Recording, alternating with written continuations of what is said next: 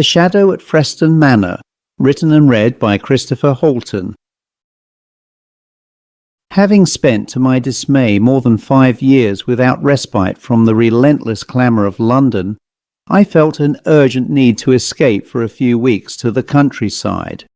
Through the good offices of Mortimer and Company, travel agents of some repute, a most suitable retreat was found for me, deep within the folds of the Suffolk hills. Mortimer himself telephoned my secretary with the news and asked that I attend his office the following day to review the particulars. Before I proceed, a word about myself. My name is John Chance. I managed an accountancy firm in the city, a business I had built from a humble shop some 20 years earlier. For one reason or another, the search for a suitable wife had eluded me. Now at 45, having achieved the ambition of establishing a thriving practice, I resolved to afford myself more time away from the office. The business was in the capable hands of my partner, K.J. Rollinson, a friend from the earliest days and entirely trustworthy. Mortimer's agency lay just beyond the city precincts, not far from Aldgate, tucked down a narrow old-fashioned passageway between a milliner and a bustling restaurant. Despite its obscure location, the shop prospered, largely owing to Mortimer's skill in procuring unusual holiday properties for his more discerning clients. In this regard, I had always been something of a challenge, my tastes leaning toward the distinctive and the exceptional. Arriving shortly after 1 o'clock the next day, I found Mortimer seated behind a mahogany counter in the cramped confines of his shop. Seeing me, he replaced his pen in the inkwell, rose, and greeted me with a warm handshake. He was a bookish fellow of about 60, with a bald head, a thin, weasel-like face, and a neatly trimmed moustache beneath a sharp nose. His remaining hair stuck out untidily from his constant habit of removing and polishing his spectacles. "Jolly pleased you've arrived, Mr. Chance," he said brightly. "I have secured a spiffingly good place for you, only offered 2 days ago. The moment I heard of it, I thought of you." He opened a manila envelope bearing a Bury St. Edmunds postmark and withdrew a folder containing photographs and notes in a careful but slightly shaky hand. The writer was identified as Miss Mavis Stockwell, and the date was June 1912. Peering through his freshly cleaned spectacles, he read aloud, "Freston Manor, a fine 14th century timber frame manor house, once home to the local squire, Sir Ridley Danvers. 5 bedrooms, splendid views, and let at present as a holiday or tenancy property. The owner is desirous of responsible occupants." He laid before me several photographs, exterior views of a handsome jetted house with ornate chimneys, a heavily tiled roof and well-kept gardens, interior views of a panelled hall hung with portraits and trophies, a comfortable lounge, and a venerable library. "I am most impressed," I said. Mortimer beamed.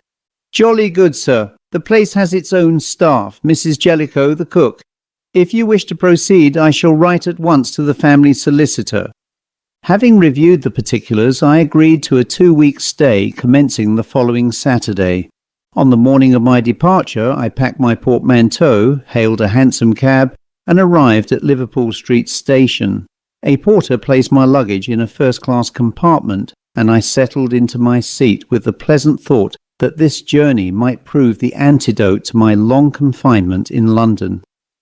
The train moved slowly through the suburbs, past rows of terraced houses before, at last, leaving the city in a cloud of steam. After 2 hours, it halted at Bury St. Edmunds with a weary hiss.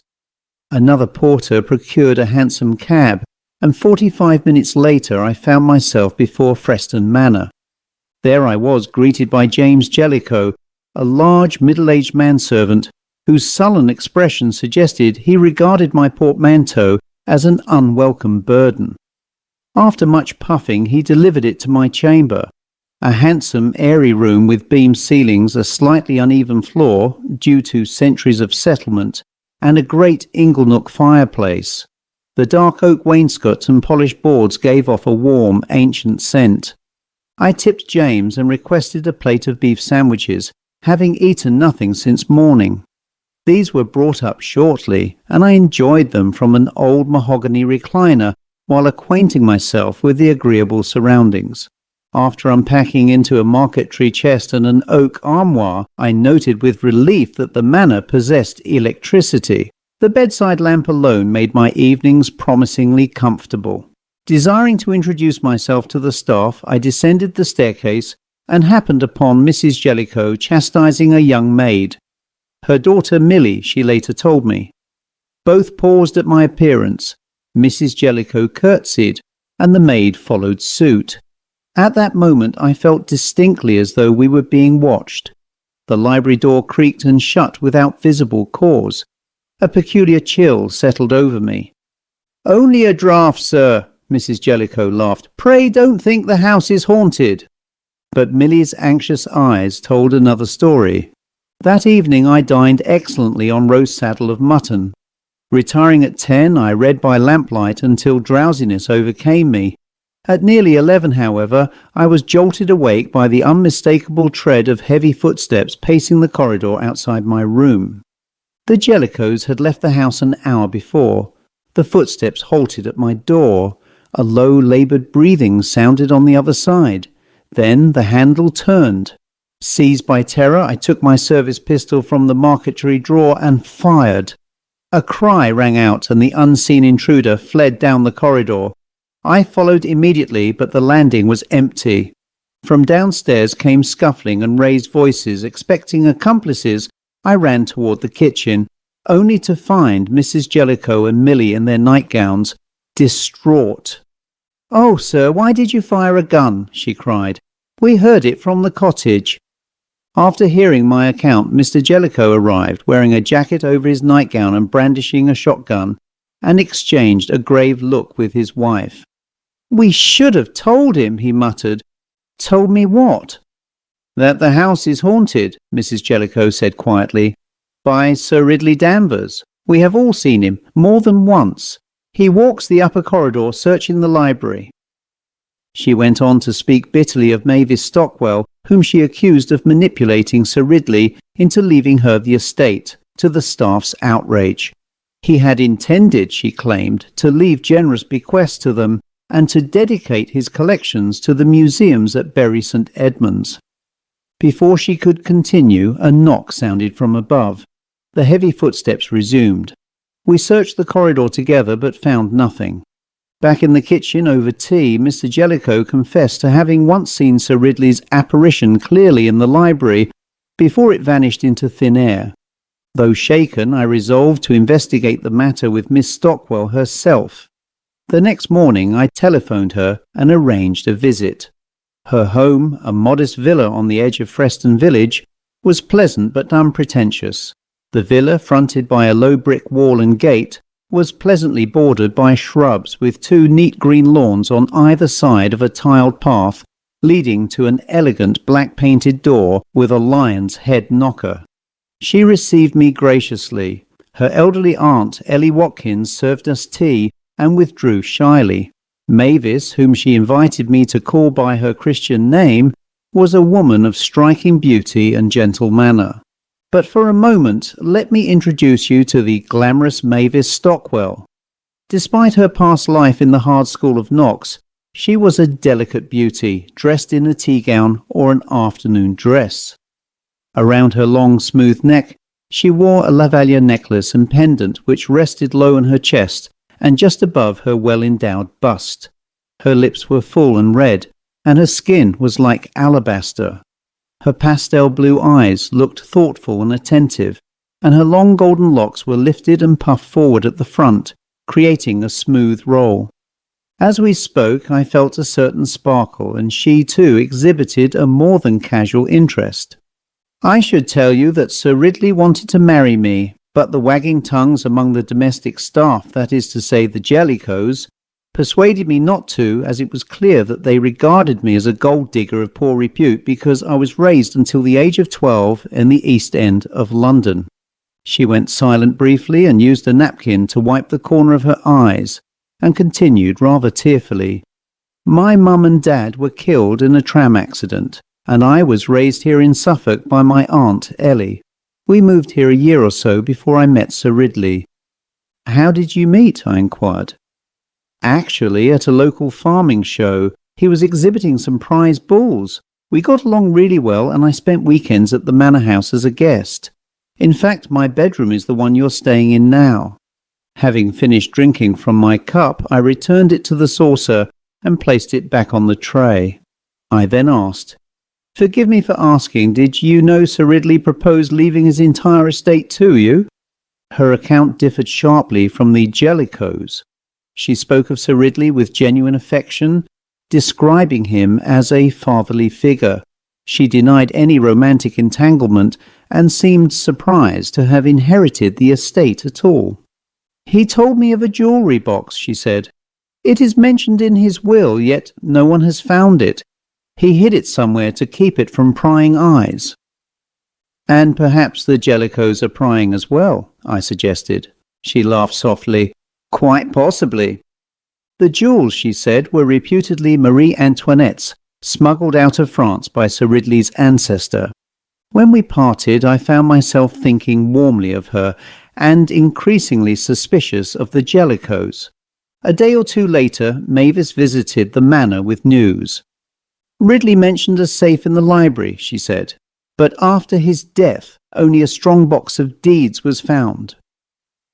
Glancing at the wainscoted room, I recalled a secret door in my uncle's house. We began pressing panels. For some time, nothing responded. Then I noticed an odd book. Large, plain, and unlike the others, it refused to slide forward. Reaching behind it, I gently pulled. The book tilted on a hinge, and a hidden panel sprang open. Inside lay an exquisite Louis XVI tortoise-shell veneer jewellery box. We carried it to the table, brushed away the dust, and opened it. Its contents shone like the treasury of a queen. Gold, silver, rubies, emeralds, diamonds, necklaces, rings, tiaras. A note in copperplate signed by Thomas Danvers attests to their provenance and to their being brought to England for safekeeping. Mavis glowed with delight, trying on a pair of earrings and a tiara before returning them reverently to the box. She looked every inch like a princess in her own right, by the majesty of her beauty. "What shall we do, John? Return them to France? Declare them?" Before I could answer, the library door burst open. James Jellicoe stood there with a shotgun levelled at us, his face lit by a grotesque, greedy grin. "You will hand that to me," he said coldly, "and shortly you will both be dead." Mrs. Jellicoe then entered the room and greedily grabbed the box and then made a quick departure. And as she walked off with the box, I shouted, "Do you think you'll get away with this? As soon as these items turn up anywhere, jewellery experts will know where they are from." Mr. Jellicoe aimed the weapon at my head, and with palpable malice said, "But by then you will both be dead, and we will be long gone from here." Waving the barrel at us, he beckoned for us to stand up and said, "Right, here is what we are going to do. You are going to walk with me to the old sawmill, and we'll discuss matters from there." Mavis gripped my arm in terror and hugged me as we were forced to walk to this now abandoned building located behind the stable block. As an aside, I learned earlier from my conversations with Mavis that many years ago the estate owned most of the forests and woodlands in the district, and wood was cut and sawn into commercial-grade timber for sale. But that was abandoned many years ago when imported timber from the Nordic countries forced prices down, and the mill was closed. But that was of little use to know, as I reasonably suspected that this corpulent monster planned to use the sawmill to dispose of our bodies. It was, as I recall, a blazingly hot day, and the heat made the building shimmer in the light. It all seemed incomprehensibly surreal, knowing that this beautiful day may be our last on God's earth. After a few minutes, we entered the sawmill building through a rickety old door. Around me I saw several rusty-looking saw blades held on pegs on one wall, with others suspended by chains on the ceiling, and in the middle of this brick-wall building sat a giant wood-saw bench with the upright, menacing teeth of a circular blade, half hidden in it. He told us to stop and to turn and face him. I said, "Out of personal curiosity, was that you whom I shot at the other night when I heard the corridor footsteps?" He laughed. "And you nicked my arm with a bullet. You should have taken this as a warning I intended and left when you had the chance. But now you will die, and we will be rich." Mavis burst into uncontrollable tears and pleaded with him to let us live, but he was having nothing of it. "With you out of the way, I can sell the jewellery and the paintings in the house for a pretty penny, and instead of serving a cheap common whore, we can live the life we choose abroad." He aimed the gun, and as he went to pull the trigger, a suspended saw blade above him and held on a chain snapped, and the blade came crashing down on top of him, decapitating his head as he leaned forward to shoot. With his slumped body lying on the ground and blood pumping profusely from the stump, I shielded Mavis from this horrific vista and turned towards the door, and to my shock and surprise, I saw in the heat a shimmering silhouette of a man who walked into the light and disappeared. Mavis saw this too and was convinced the figure bore the shape of the late Sir Ridley Danvers. Was it he who killed Jellicoe? We both felt pretty convinced that it was, and the irony of his death was not wasted upon us because, like Marie Antoinette, he was in effect guillotined. The police were contacted in the first instance, and Mrs. Jellicoe and her daughter were arrested and later appeared in court charged with theft and handling the stolen items. Compassion was shown to the girl, but none to the mother, who went to prison for 20 years. A coroner's court later decided that Jellicoe's death was misadventure, an act, if you will, of God, and the priceless treasure was declared as a treasure trove and later handed to the French ambassador for retention as a permanent exhibit in the palace at Versailles, where it duly belonged. For that, a grateful French nation made a generous contribution, which was handed to a charity for the poor. And yes, we fell in love and later married, and she bore me 2 fine children. But we never saw Sir Ridley again, and the property was later leased for many years to a wealthy American oil baron, in whose hands it lies today. The end.